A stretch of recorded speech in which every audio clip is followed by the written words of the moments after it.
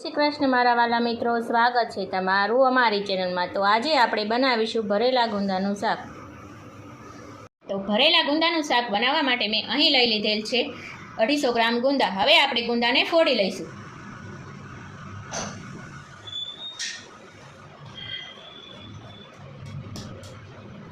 આ રીતે આપણે ગુંદાને ફોડી લઈશું। આ રીતે આપણે બધા ગુંદાને ફોડી લઈશું।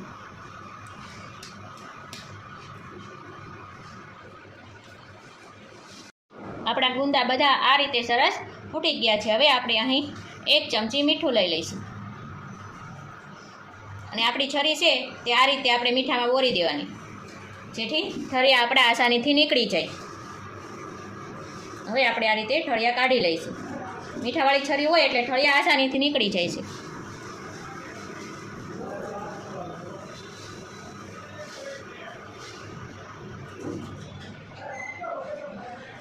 આ રીતે આપણે બધા ઠળિયા કાઢી લઈશું।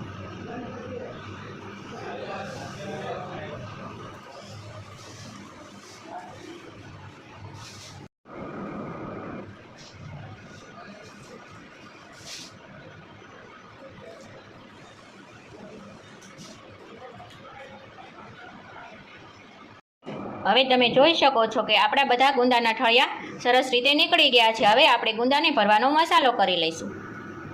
અહીં આપણે મસાલા માટે 3 ચમચી ચણાનો લોટ લઈ લઈશું।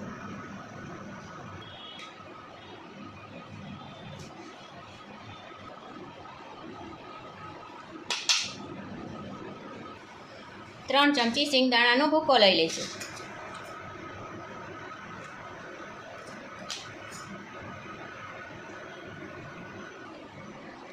1/2 ચમચી આપણે ખાંડ લઈ લઈશું।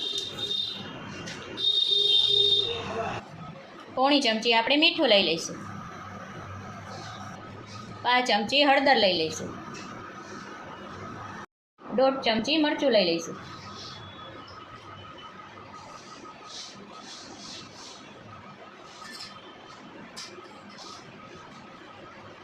એક ચમચી ધાણા જીરું પાવડર લઈ લઈશું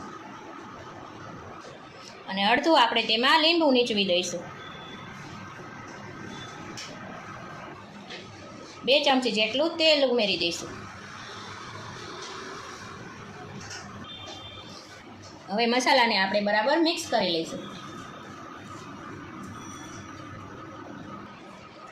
મસાલો આપણો સરસ રીતે મિક્સ થઈ ગયો છે। હવે આપણે ગુંદા ભરી લઈશું। તો હવે આપણે ગુંદા ભરી લઈશું।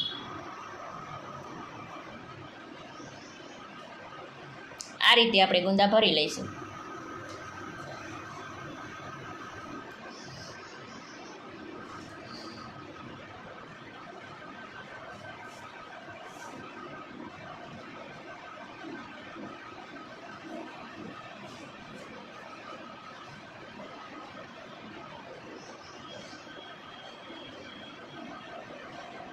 આ રીતે આપણે બધા ગુંદા ભરી લઈશું।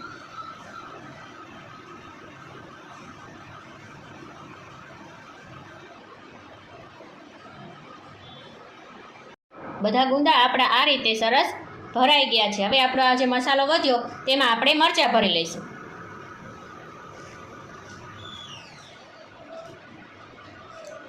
આ રીતે આ મસાલાથી મરચાં પણ ભરી શકાય છે।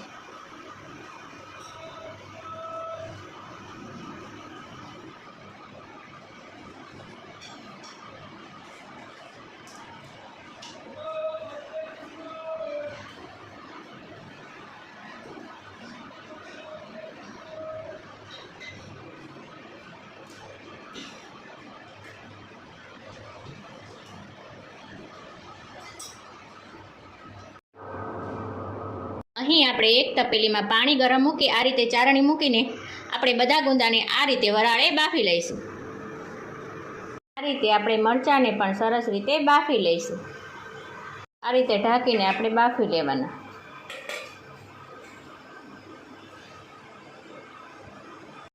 હવે આપણે ગુંદાને ચેક કરી લઈશું ચડી ગયા છે કે નહીં।